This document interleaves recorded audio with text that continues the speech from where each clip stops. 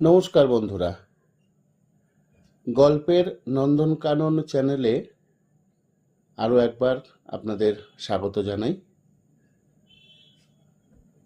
আমরা শুনছিলাম প্রখ্যাত সাহিত্যিক বরেন বসুর উপন্যাস রং রুট।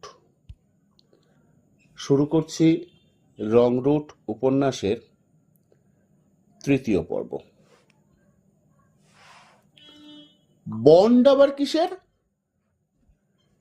কে জানে মশাই অত শত। অফিস ঘর থেকে কেরানিবাবু বেরিয়ে এলেন। হাঁক টাক করে সমস্ত ছেলেদের 3 ভাগে ভাগ করে ফেললেন। প্রথম দল মেডিকেল এক্সামিন, যাদের হয়ে গেছে। দ্বিতীয় দল মেডিকেল এক্সামিন, যাদের হবে। তৃতীয় দল নবাগত। 3টি দল আলাদা আলাদা ভাবে আবার কথাবার্তা শুরু করে দিয়েছে। নবীন উৎসাহে কেউ কেউ আবার নতুন করে বিড়ি ধরাতে শুরু করেছে। দুজনের মধ্যে কথাবার্তা চলছিল। আপনার মাইনে কত হলো? এখন দেবে 21 টাকা। আমি শিখবো ফায়ারম্যানের কাজ। পাস করলে আরো 5 টাকা বাড়বে। তারপর মাইনে নাকি কেবল বাড়তেই থাকবে। তবে 200, 300।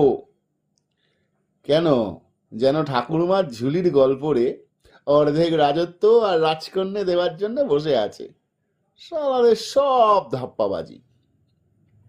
ধাপ্পাবাজি জেনেও রাজি হলেন? করব কি বলুন মশাই, পেটের জ্বালা বড় জ্বালা। কোন চুলোইবার যাব? তবুও তো এরা দুবেলা দুমুঠো খেতে দেবে, কিন্তু ঘরে যে তাও জুটছে না। দেশে গ্রামে থাকি, মোটা ভাত কাপড় হলেই চলে যায়।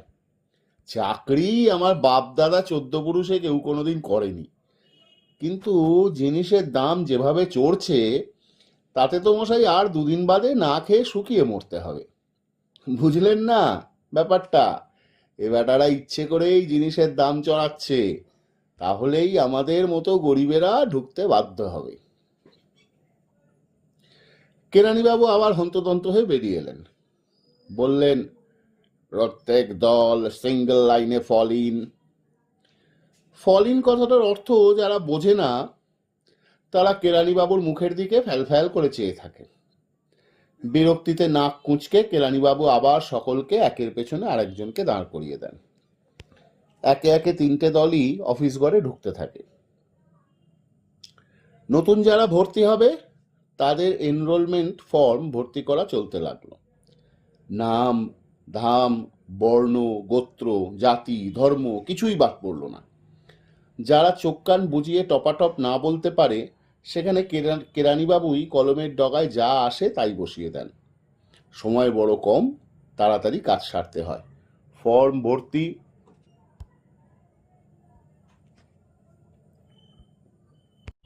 হলে সেই ফর্ম হাতে করে নবাগতের দল আর একটি ঘরের সুইং ডোরের সামনে আবার লাইন লাগায়। অমল সুইং ডোরের সামনে যেতেই মিলিটারি উর্দি পরা চাপরাশি নীরবে হাতটা সোজা তুলে ধরে। অমল দাঁড়িয়ে পড়ল। ট্রাফিক পুলিশি ঢঙে চাপরাশি হাতটা তুলেই রইল। ঘরের মধ্যে থেকে একটি ছেলে বেরিয়ে এলো। সঙ্গে সঙ্গে ভেতর থেকে আওয়াজ এলো, নেক্সট। চাপরাশি হাত নামিয়ে বললে, যাও সাক্ষ্য সেলাম দেও। ঘরে ঢুকে অমল হাত দুটো জোড়া করে কপালে ঠেকালো। ক্যাপ্টেন সাহেব হাত বাড়িয়ে ফর্মটা নিয়ে বললেন, সিট ডাউন প্লিজ। অমল পাশের চেয়ারটায় যথাসম্ভব সহজ হয়ে বসবার চেষ্টা করে। তবুও অস্বস্তিতে তার সমস্ত শরীরটা ঘেমে ওঠে। অফিসার অর্থাৎ অন্নদাতা, তার সামনে চেয়ারে বসাটাই তো ঔদ্ধত্য। তার উপর আরো অস্বস্তি। সেলামের বদলে সে নমস্কার করে ফেলেছে। ক্যাপ্টেন সাহেব জিজ্ঞেস করলেন, কতদূর পড়াশুনো করেছেন? অমল বললে, এই বছর বিএ পাশ করেছি। তাই নাকি? ক্যাপ্টেন সাহেব ঝট করে চেয়ারের ওপর সোজা হয়ে বসলেন, সামনের দিকে ঝুঁকে পড়ে বললেন, তাহলে তো আপনাকে ভালো একটা চান্স দিতেই হবে। গুণের কদর আমাদের ডিপার্টমেন্ট পুরো মাত্রায় করে। আচ্ছা, আপনি কি ধরনের কাজ পছন্দ করেন? অমল বললে, রেলের কাজ সম্বন্ধে আমার কোনো অভিজ্ঞতা নেই। সে তো বটেই, সে তো থাকবার কথাই নয়। তা থাকলে তো আপনাদের আমরা নিদেন পক্ষে ট্রাফিক ইন্সপেক্টর করে ভর্তি করতুম। আপনার স্টার্টিং হতো 250 টাকা। আমার মনে হয় গার্ডের কাজটাই আপনি পছন্দ করবেন। খুশির আতিশয্যে অমল যেন হাঁপিয়ে ওঠে। এত বড় একজন অফিসার সাধারণ একটা রিক্রুটের উপর এত সহানুভূতি, আর ওই কেরানিগুলো ওরাই যেন এক একটা অফিসার। অমল হাত কচলে বললে, আমার উপর পুরো একটা ফ্যামিলি নির্ভর করছে স্যার। দয়া করে এমন একটা কাজে আমায় লাগিয়ে দিন যাতে স্টার্টটা মোটামুটি ভালোই হয় আর উন্নতিরও স্কোপ থাকে। ক্যাপ্টেন সাহেব অমলের কথাগুলো যেন হাঁ করে গিলছিলেন। তার কথা শেষ হতেই টপ করে একটা ঢোক গিলে বললেন, স্কোপ? আপনার জন্যে রাস্তা একেবারে খোলা। গার্ড থেকে আপনি ট্রাফিক ইন্সপেক্টর হতে পারবেন। তারপরেই কিংস কমিশন, আর কিংস কমিশন পেলেই lieutenant, captain, major, lieutenant colonel, colonel and so on. পথ একেবারে পরিষ্কার। It all depends on your patience and endurance. অমলের চোখের দৃষ্টি ঝাপসা হয়ে আছে। তারই মাঝে দেখে সুবিস্তীর্ণ এক পথ। তার কোথাও বুঝিবা কোনো বাঁক নেই। ক্যাপ্টেন সাহেব ক্ষণেক অপেক্ষা করে বললেন, আপনি কি বিবাহিত? অমল ঘাড় নেড়ে জানালো, না। ক্যাপ্টেন সাহেব কাত হয়ে ব্ল্যাকবোর্ডের ওপর চোখটা বুলিয়ে বললেন, আচ্ছা, আপনাকে আমি ডিরেক্ট 3rd গ্রেড গার্ডে ভর্তি করে নিলুম আর লিখে দিলুম গার্ডশিপ। পাশ করলেই আপনি 2nd গ্রেড পাবেন। লেখা শেষ করে ফর্মটা অমলের হাতে দিয়ে বললেন, পাশের ঘরে ক্লার্ককে এটা দিয়ে দিন আর জেনে যান আপনার নেক্সট কাজ কি। অমল কেরানিবাবুর হাতে ফর্মটা দিয়ে জিজ্ঞেস করলে, হ্যাঁ দাদা, 3rd গ্রেড গার্ডের মাইনে কত? কেরানিবাবু মুখ না তুলেই বললেন, উপস্থিত 56, পরে আরো অ্যালাওয়েন্স পাবেন, তখন ওভারসিজ যাবেন। আর 2nd গ্রেড? ভদ্রলোক খেকিয়ে উঠলেন, কত আবার? 1,50,000 মনে করেছেন নাকি? এই 100 মতো। আবার কত চান মশাই? ঘর থেকে বেরোতে বেরোতে অমল শুনতে পেলে, বুঝলেন হেমন্তবাবু, এইসব বাবুরা মনে করেছেন মিলিটারিতে ভর্তি হয়ে বুঝি গভর্নমেন্টের মাথা কিনছেন। উত্তর এলো, গভর্নমেন্টেরই তো বোকামো মশাই। এত মোটা মোটা মাইনে দেওয়ার কোনো দরকারই ছিল না। 10-20 টাকা দিলেও বাছাধনরা এমনই সুরসুর করে আসতেন। হাঁড়ি যে মশাই শিখে উঠেছে। পরদিন মেডিকেল এক্সামিন।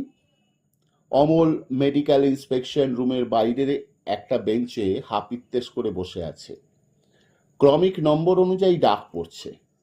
লাইনের শেষের দিক থেকে একটি ছেলে উঠে এসে জিজ্ঞেস করলে, হ্যাঁ মশাই, আমার বাঁ হাতটা তো ভাঙা, আমাকে নেবে তো? আরেকটি ছেলে মাঝখান থেকে টপ করে বলে উঠল, খুব নেবে মশাই, খুব নেবে। হাত ভাঙা কি বলছেন? কয়েকটা কবন্ধ এনে দিন না, তাও পার হয়ে যাবে। হাত ভাঙা ছেলেটি সস্থানে ফিরে গেল, আর আশ্বাসদাতা ছেলেটি আপন মনে গজগজ করে চলেছে। অমলেরও চুপচাপ বোকার মতো বসে থাকতে কেমন যেন খারাপ লাগে। পাশের ছেলেটিকে জিজ্ঞেস করলে, এখানে লোক নেওয়া হচ্ছে, এ খবর পেলেন কোথায়? ছেলেটি বললে, কেন, আমাদের গ্রামে যে এই কিছুদিন আগে ঢেঁড়া দিয়েছে। ক্রমিক নম্বর 1 জামার ব্রোতা মারতে মারতে বেরিয়ে এলো। বয়স তার অন্তত 50, স্বাস্থ্য তালপাতার সেপাই। অমল তাকে জিজ্ঞাসা করলে, পাশ হয়ে গেছেন তো? পাশ না হয়ে উপায় কি ভাই, তাই কিছু দক্ষিণা দিতে হলো। অমল প্রশ্ন করে, কেন? আর কেন, ডাক্তার তো বলে দিলে চোখ আমার খারাপ, আনফিট ফর স্টেশন মাস্টার। এখন আমি যাই কোথায়? এক পাল ছেলে পিলে নিয়ে কি পথে দাঁড়াবো? তা দেখলুম ডাক্তার সাহেব সরল লোক, আর খাঁইও কম। 1 টাকাতেই কার্যসিদ্ধি হলো। আশ্বাসদাতা সেই ছেলেটি ফেটে পড়ল, ওরে শালা, যে যার মৌকা, যে যার মৌকা নিচ্ছে। আমরা এসেছি পেটের দায়ে, আর এরা সেই সুযোগে 2 পাইস করে নিচ্ছে। আমি কিছুতেই দেব না, দেখি শালারা ভর্তি করে কিনা। অমল ভাবনায় পড়ে গেল। তার কাছে তো টাকা নেই। কিছুটা উসকুস করে বার কয়েক গলা ঝেড়ে কয়েকটা ঢোক গিলে পাশের ছেলেটিকে বললে, আপনার কাছে 1টা টাকা বেশি হবে? তাড়াতাড়িতে টাকা নিয়ে বেরোতে ভুলে গেছি, কালই আপনাকে দিয়ে দেব। ছেলেটি কোঁচার খুঁট থেকে একটি টাকা বার করে দিয়ে বললে, ভর্তি যখন হচ্ছি তখন তো একসঙ্গেই থাকতে হবে, তবে ভয়টা কি, কাল কিন্তু মনে করে আনতে ভুলবেন না যেন। এমআই রুম থেকে ফিরে জানা গেল লোক আমদানি বেড়ে গেছে, ভর্তির কাজ তাড়াতাড়ি সারতে হবে। সুতরাং মেডিকেল এক্সামিন আর বন্ডে সই একই দিনে সারা হবে। ছেলের দল বাইরে অপেক্ষা করছে। বন্ড কথাটার মধ্যে এমন একটা নিগূঢ় অর্থ লুকিয়ে রয়েছে যে ছেলেরা সাধারণভাবে একটু দুশ্চিন্তাগ্রস্ত হয়ে পড়েছে। একটা ছেলে অমলকে জিজ্ঞাসা করলে, হ্যাঁ মশাই, বন্ড ফন্ড আবার কিসের? দাসখত লিখিয়ে নেবে নাকি? অমল বললে, তা বন্ড একটা নেবে বই কি, আমাদের তো আর এরা বিশ্বাস করে না। রুক্ষ মেজাজ সেই ছেলেটি তেড়ে ফুঁড়ে উঠল, মামার বাড়ি আর কি, চাকরি করতে এসেছি, চাকরির মতো অ্যাপয়েন্টমেন্ট লেটার চাই, বন্ডে সই করব কি করে? অমল বললে, ডাক্তারকে তো টাকা দেবেন না বলেছিলেন, কিন্তু দিতে তো হলো। অযথা লম্ফজম্ফ করে লাভ কি বলুন? ছেলেটি কেমন যেন একটু মিয়ে যায়, অভিমান ভরে বলে, তা বলে যা খুশি তাই করবে? কেরানিবাবু বেরিয়ে এসে বললেন, আপনারা সিঙ্গল লাইনে আমার পেছন পেছন আসুন। অমলের বুকের মধ্যে কেমন যেন ঢিপ ঢিপ করছে। বন্ডে সই করার কথাটা বারবার ঘুরে ফিরে মনটাকে বিরোধী করে তুলছে। তবুও উপায় নেই। বন্ডে সই না দিলে এত সুলভ মিলিটারি চাকরিও পাওয়া যাবে না।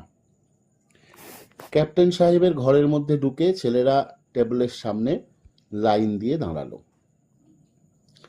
আঙুল তুলে এক এক করে সকলকে গুনে ক্যাপ্টেন সাহেব বললেন, অনলি 9? বড্ড কম। কেরানিবাবুকে নির্দেশ দিলেন, ভালো করে পাবলিসিটির ব্যবস্থা করুন, আমাদের সেন্টারের কথা হয়তো লোকে জানতেই পারেনি। কেরানিবাবু চলে গেলেন।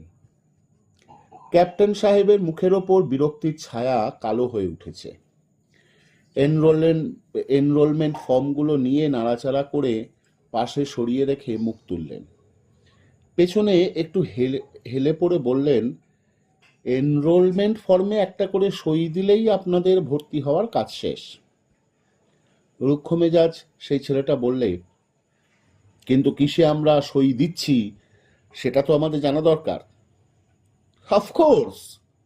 ঝট করে ক্যাপ্টেন সাহেব সোজা হয়ে বসেন। বিরক্তির ছায়া তার মুখ থেকে চকিতে সরে যায়। হেসে সামনে ঝুঁকে বললেন, নিশ্চয়ই। সই করার আগে শর্তগুলো আপনাদের জানা এবং বোঝা দরকার। সম্পূর্ণ সজ্ঞানে এবং খোলা মনেই আপনাদের সই দিতে হবে। আমাদের মধ্যে কোথাও লুকোচুরি নেই। ছেলেরা নড়ে চড়ে আবার সোজা হয়ে দাঁড়ালো। ক্যাপ্টেন সাহেব টেবিলের ওপর হাত দুটো রেখে বলতে শুরু করলেন, আপনারা ভর্তি হবেন ইন্ডিয়ান আর্মি অ্যাক্ট অনুসারে। এখন থেকে কেবল এই আইনই আপনাদের উপর খাটবে। মনে রাখবেন, জলপথ, স্থলপথ বা আকাশপথ, যে কোনো পথে, যে কোনো দেশে যখনই যাওয়ার হুকুম হবে, তখনই সেই পথে, সেই দেশে বিনা ওজোর আপত্তিতে আপনাদের যেতে হবে। জাতি ধর্ম নির্বিশেষে আপনাদের একসঙ্গে থাকতে ও খেতে হবে। অপরওয়ালা অফিসারের আইনসঙ্গত হুকুম বিনা বাক্যব্যয়ে মানতে হবে। চাকরির মেয়াদ যতদিন যুদ্ধ চলবে ততদিন, তারপর আরো 12 মাস, যদি ততদিন আপনাদের রাখার প্রয়োজন পড়ে। বলা শেষ করে ক্যাপ্টেন সাহেব নীরব, স্তব্ধ। ছেলেদের প্রতিটি মুখের ওপর চোখ বুলিয়ে চললেন। কতকটা আশ্বস্ত হয়ে সেই রুক্ষ মেজাজ ছেলেটিকে বললেন, আর কিছু আপনার জানবার আছে? ছেলেটি বললে, যুদ্ধক্ষেত্রে যদি আমরা মারা পড়ি তাহলে আমাদের বাড়ির লোকের কি হবে? সঙ্গে সঙ্গে ক্যাপ্টেন সাহেব উত্তর দিলেন, সেক্ষেত্রে গভর্নমেন্ট আপনার উত্তরাধিকারীকে আজীবন পেনশন দেবে। ছেলেদের মুখ থেকে দুশ্চিন্তার ছায়া সরে যায়। আশ্বস্ত হয়ে তারা নড়ে চড়ে দাঁড়ায়। ক্যাপ্টেন সাহেব বললেন, আশা করি আর কিছু বোধহয় আপনাদের বলবার নেই। সকলকে নীরব দেখে রিভলভিং চেয়ারে হেলান দিয়ে পেছনে কাত হয়ে বলতে শুরু করলেন, আপনাদের মধ্যে থেকে কেউ কেউ হয়তো উচ্চ শিক্ষা ছেড়ে এসে ভর্তি হচ্ছেন। মনে মনে হয়তো ভাবতে পারেন আপনাদের ভবিষ্যৎ অন্ধকার হয়ে গেল। ধরলাম আপনারা বিএ বা এমএ পাশ করলেন, তাতেই বা আপনাদের কি এমন বড় বড় চাকরি জুটত? বড়জোর 30 টাকার স্কুল মাস্টারি, না হয় 40 টাকার কেরানিগিরি। জানেন তো তাদের অবস্থা, 100 টাকার মুখ দেখতে তাদের চুল পেকে যায়। আর এখানে যা আপনারা শুরুতেই পাচ্ছেন তা নিশ্চয়ই স্কুল মাস্টার বা কেরানির চেয়ে খারাপ নয়। তার উপর প্রত্যেকটা ক্যাটাগরিতে আছে 3টে করে গ্রেড। একটা গ্রেড থেকে আরেকটা গ্রেডে গেলেই 20, 30 থেকে 90 টাকা পর্যন্ত একবারেই বেড়ে যাবে। আর আপগ্রেডিং এর জন্য আপনাদের মোটেই ভাবতে হবে না, আপগ্রেডিং হবে অটোমেটিক্যালি। ট্রেনিং ক্যাম্প থেকে যখন কোম্পানিতে পোস্টেড হবেন তখন হবে আপনাদের সেকেন্ড গ্রেড, আর ওভারসিজ যখন যাবেন তখন হবে ফার্স্ট গ্রেড। বলা যায় না, হয়তো আর 3-4 মাসের মধ্যেই আপনারা ফার্স্ট গ্রেড পেয়ে যেতে পারেন। সস্মিত মুখে ছেলেদের ওপর আবার একবার চোখ বুলিয়ে নিয়ে বললেন, মনে রাখবেন, মাইনে হিসেবে যে টাকাটা হাতে পাবেন, ইচ্ছে করলে তার একটি পয়সাও খরচ নাও করতে পারেন, কারণ মাইনে ছাড়াও গভর্নমেন্ট আপনাদের খাওয়া পড়া থাকা চিকিৎসা যাতায়াত সমস্ত খরচই দেবে। অমল মনে মনে হিসেব করলে 56 টাকা থেকে 40 টাকা সে বাড়িতে দেবে, 10 টাকা পোস্ট অফিসে জমাবে, আর 6 টাকায় হাত খরচ চালাবে। শুধু তাই নয়, গভর্নমেন্ট আপনাদের ভবিষ্যৎ সম্বন্ধেও চিন্তা করেছে। লড়াই আর কতদিন, বড়জোর 2 বছর কি 3 বছর। তারপর যখন বেরিয়ে আসবেন তখন গভর্নমেন্ট আপনাদের জন্য চাকরি রিজার্ভ করে রেখেছে। আপনারা আর্মির যে ডিপার্টমেন্টে কাজ করবেন, পোস্ট ওয়ার লাইফে আপনাদের জন্য সেই ডিপার্টমেন্টে চাকরি রিজার্ভ রাখা হবে। এই যেমন আপনারা রেলের কাজে ঢুকেছেন, রেলওয়েতে আপনাদের জন্য চাকরি রিজার্ভ থাকবে। অমলের কেমন যেন খটকা লাগে, মুখস্থ করা গদ বলে যেন মনে হচ্ছে। তার মনে পড়ল সেই ফায়ারম্যানটির কথা, যেন অর্ধেক রাজত্ব আর রাজকন্যে দেওয়ার জন্য বসে আছে। ক্যাপ্টেন সাহেব উঠে বসে ঘন্টি মারলেন। বেয়ারা এসে সেলাম করে দাঁড়ালো। ক্যাপ্টেন সাহেব বললেন, 1 গ্লাস ঠান্ডা পানি। তারপর এক একজনকে ডেকে এনরোলমেন্ট ফর্মের ওপর সই আর টিপসই করিয়ে নিলেন। সই করার কাজ শেষ হলে হাই তুলে আড়মোড়া ভেঙে জিজ্ঞেস করলেন, আপনারা সকলেই কি বাড়িতে জানিয়েছেন? দুজন বাদে আর সকলেই বাড়িতে জানিয়েছে। তাদের দুজনকে আলাদা দাঁড়াতে বলে বাকি সকলকে অফিস ঘরে যেতে বললেন। বেয়ারা এসে কাচের গ্লাসে বরফ জল দিয়ে গেল। এক চুমুকে জলটুকু খেয়ে রুমালে মুখ মুছতে মুছতে বাকি দুজনকে বললেন, তাহলে তো আপনাদের একদিন ছুটি দিতে হয় দেখছি। বাড়িতে জানাতে হবে, তাছাড়া অন্য কোথাও মানভঞ্জনের পালা তো আছেই, কি বলেন? অমল ভ্রু কুঁচকে অনুসন্ধিৎসু দৃষ্টিতে ক্যাপ্টেন সাহেবের দিকে চাইলে, লোকটা রসিকতা করছে নাকি? ক্যাপ্টেন সাহেব সিগারেট কেসের ওপর সিগারেটটা ঠুকতে ঠুকতে দাঁত বার করে হেসে বললেন, তা দাওয়াই হিসেবে নিতান্ত মন্দ হবে না। বাংলাদেশের মেয়ে তো, মিলিটারিতে ভর্তি হওয়ার কথা শুনলে একেবারে মূর্ছা যাবে। অমলের কান পর্যন্ত লাল হয়ে উঠেছে। ঘৃণায় তার সমস্ত শরীরটা কুঁচকে উঠেছে। লোকটার সামনে থেকে বিদেয় হতে পারলে যেন বাঁচে। ক্যাপ্টেন সাহেব দুটুকরো কাগজের টুকরো ওপর দুটো ছুটির চিট লিখে তাদের দিকে এগিয়ে ধরে বললেন, সে আমরা বুঝতে পারি, বহু ছেলেকেই তো এখান দিয়ে বার করলুম। সকলেই কি আর পেটের দায়ে মিলিটারিতে ঢোকে? প্রেমের দায়েও বড় কম আসে না। However, I wish you success. Captain সাহেবের হাত থেকে চিঠ নিয়ে অমল টপ করে নমস্কার করলো। ক্যাপ্টেন সাহেব হেসে বললেন, হ্যাঁ বেশ, শেষবারের মতো করে নিন। এরপর থেকে কিন্তু salute. Now you are a soldier. Amal যখন রাস্তায় এসে দাঁড়ালো তখন সে ভীষণ ক্লান্ত বোধ করছে। মিলিটারিতে ভর্তি হওয়ার পর্ব শেষ হয়েছে। আর কি, সে তো এখন সৈনিক। বাড়িতে এইবার জানাতে হবে।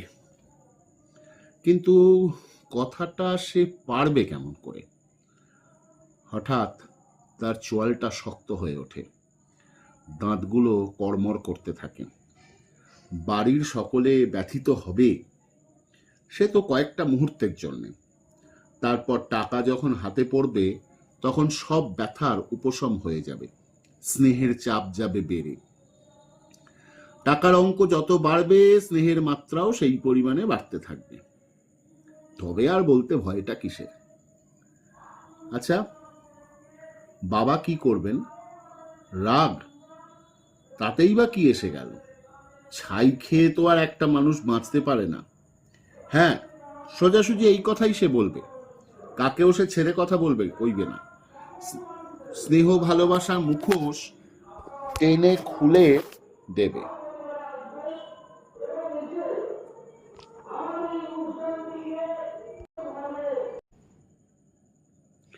হেঁটেই সে চলেছে। বাড়ির যত কাছাকাছি এসে পড়ছে ততই তার গতি মন্থর হয়ে আসছে। মনের কোনো এক নিভৃত কোণে এই রূঢ় চিন্তার পাশাপাশি অতি কোমল আবেগময় একটা চিন্তা দানা বেঁধে উঠছে। ক্রমেই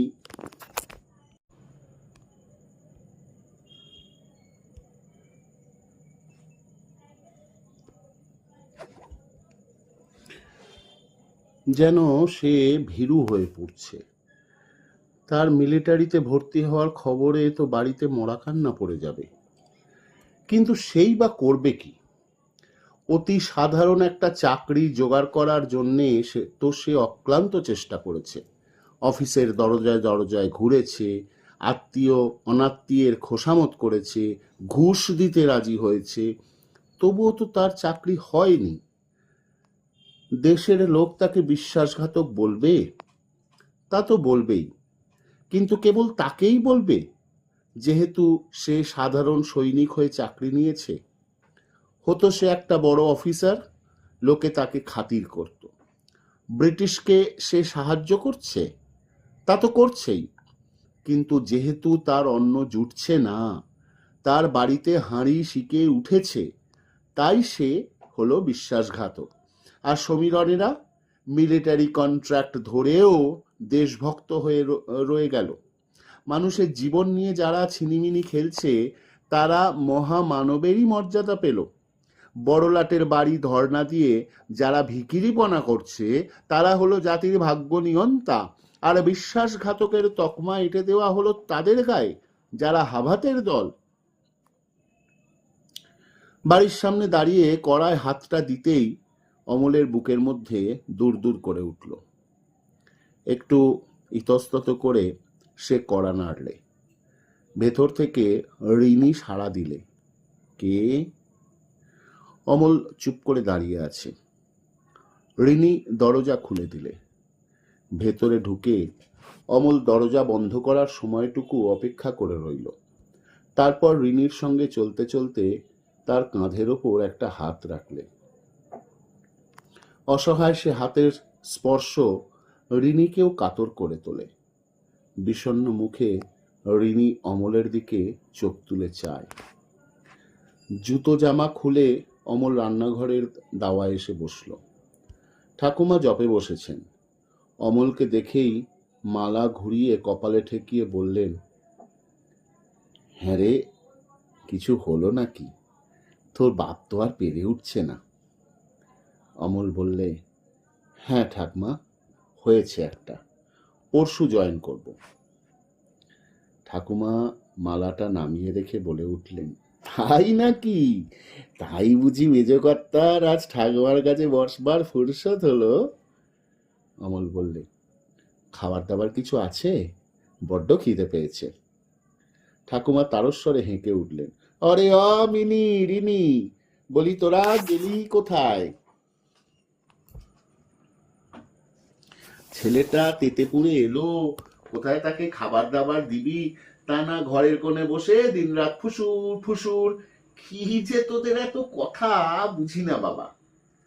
অমলের ঠোঁটের কোণে মৃদু একটা হাসির রেখা ফুটে ওঠে।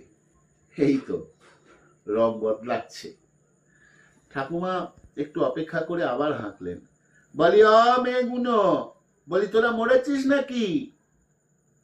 মিনি ঘর থেকে বেরিয়ে এসে ঝাঁঝিয়ে উঠল, বাবা রে বাবা, এমন ছেঁচাও তুমি, কানের পোকা বেরিয়ে যায়। কি হলো কি? ঠাকুমা অমলকে বললে, দেখলি তো, আমাকে গেরাজ্জি করে না। আমি যেন বাড়ির দাসীমারি একটা। আমি যে চেঁচিয়ে মলুম তা কথাটাও কানে তুলল না। ঠাকুমা অনর্গল বকে চললেন। মিনি অমলকে জিজ্ঞেস করলে, বুড়ি কি বলছিল গো মেজদা? অমল বললে, আমাকে খেতে দিতে। ব্যাপার কি? তোমার ওপর যে দরদ উঠলে উঠল। আমায় কিছু খেতে দে, বড্ড খিদে পেয়েছে। মিনি অমলকে রুটি তরকারি দিয়ে চায়ের জল চড়িয়ে দিলে। ঠাকুমার মেজাজ ততক্ষণে ঠান্ডা হয়েছে। মিনিকে বললেন, শুনেছিস অমিত চাকরি হয়েছে, পরশু থেকে যাবে। এতদিনে ভগবান বুঝি মুখ তুলে চাইলেন।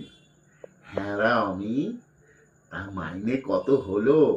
পাকা চাকরি তো। অমল বললে, উপস্থিত গোটা 50। তা একরকম পাকা বই কি। অমলের পাতের দিকে নজর পড়তে ঠাকুমা বললেন, হ্যাঁ রা, রুটি আর একখানা দেবে নাকি? আর একটু পাটালি। মিনি ঝংকার দিয়ে উঠল, নাতি চাকরি হয়েছে শুনে খুব যে খাতির করছো দেখছি। আর এতদিন কি করতে একটু ভেবে দেখো তো। ওহ, তোমরা কি সাংঘাতিক মানুষ। মিনি যেন আক্রোশে ফেটে পড়ছে। ঠাকুমা মুখ ঝামটা দিয়ে উঠলেন, তা ছুঁড়ি আমায় বলছিস কেন রে? এই হচ্ছে সংসারের নিয়ম। যে গরু দুধ দেয় তার চাঁট লোকে সহ্য করে। মিনি বলে, সেই জন্যই তো বলছি, এখন থেকে মেজদাও দুধ দেবে শুনে খুব যে তার খোসামত করতে শুরু করেছো। অমল ধমক দিয়ে উঠল, আহ মিনি, কি হচ্ছে? কিন্তু তার গলাও কেঁপে উঠল। তাড়াতাড়ি চা খাওয়া শেষ করে সে উঠে পড়ে। ঘরের মধ্যে ঢুকে তক্তপোষের ওপর শরীরটাকে এলিয়ে দেয়। ওহ, তার সমস্ত শরীরটা যেন টনটন করছে। রিনি অমলের মাথার কাছে বসে তার চুলের মধ্যে আঙুল দিতে দিতে বললে, সত্যি মেজদা, তোমার চাকরি হয়েছে? অমল বললে, হ্যাঁ রে, হ্যাঁ। রিনি খুশিতে হাততালি দিয়ে বললে, তাহলে আর কেউ তোমায় বকবে না, না? অমল বিস্মিত দৃষ্টিতে রিনির মুখের দিকে চাইলে। 8 বছরের রিনির এই সরল প্রশ্নের কি উত্তর সে দেবে? গভীর কৃতজ্ঞতায় তার মনটা যেন কানায় কানায় ভরে ওঠে। এই তো রয়েছে সহানুভূতি আর বুক ভরা দরদ। মিনি অমলের পাশে বসে বললে, কোথায় চাকরি হলো মেজদা? অমল খুব হালকাভাবে বললে, মিলিটারিতে। মিনি বলে উঠল, কখনো না, তুমি মিলিটারি হতেই পারো না। মা গো, মিলিটারিতে তো যত সব ছোট লোক ভর্তি হয়। কড়া নাড়ার শব্দ হলো। রিনি চলে গেল দরজা খুলতে। মিনি উঠে পড়ে বললে, যাই, বাবার জন্যে চায়ের জল বসাই গে। ননীগোপালবাবু জামা ছাড়ছেন। ঠাকুমা খবর পেয়েই হাঁকাহাঁকি শুরু করে দিলেন, ওরে ননি, অমির চাকরি হয়েছে রে। রান্নাঘরের দাওয়ায় রিনি একটা মোড়া পেতে দিলে। ননীগোপালবাবু বসতে বসতে বললেন, না হওয়ার তো কিছু নেই, চেষ্টা করলেই হবে। ঠাকুমা রিনিকে বললেন, কই, ডাক না অমিকে। রিনি দৌড়ে গিয়ে অমলের হাতটা ধরে টানতে টানতে নিয়ে এলো। অমল যেন আঁতকে উঠল। মিলিটারিতে ভর্তি হওয়াকে কি এরা চাকরি বলে মেনে নিতে পারবেন? ঠাকুমা হেঁকে উঠলেন, কই রে, উমিকে একটা পিঁড়ি পেতে দিয়ে না। অমল মাটির ওপরই বসে পড়ল।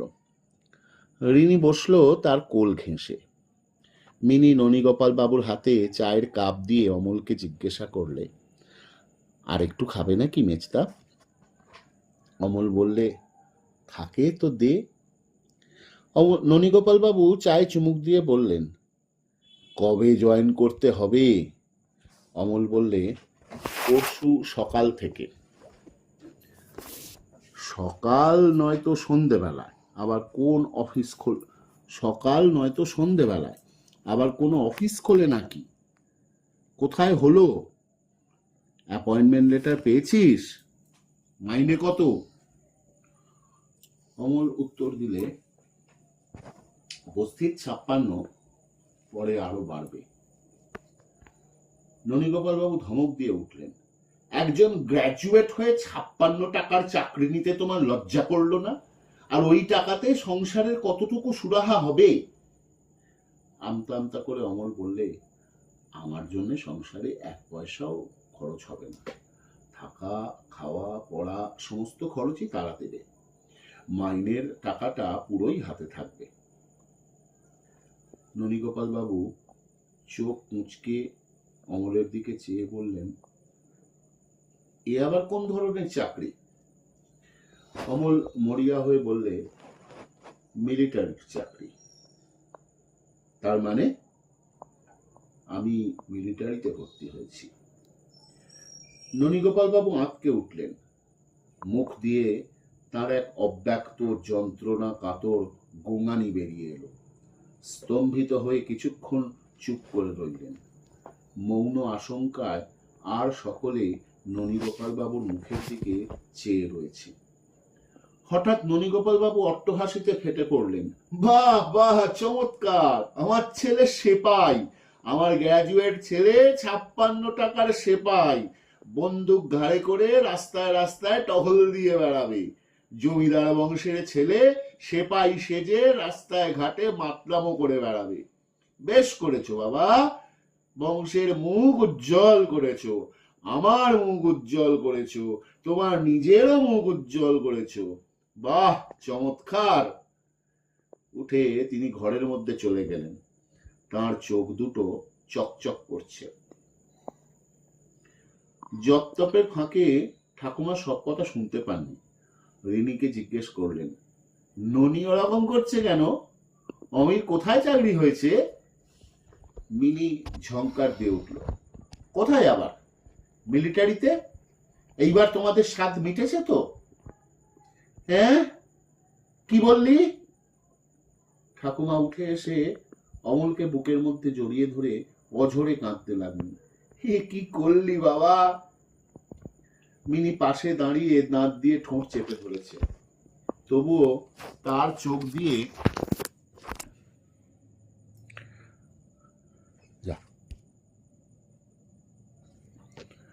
কয়েক ফোঁটা জল গড়িয়ে পড়ল। রিনি এতক্ষণে সমস্ত ব্যাপারটা লক্ষ্য করছিল। মিনিকে জড়িয়ে ধরে সে ফুঁপিয়ে উঠল।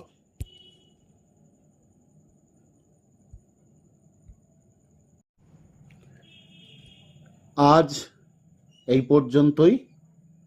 আগামী পর্বের জন্য আপনারা পরবর্তী ভিডিওর জন্য অপেক্ষা করুন।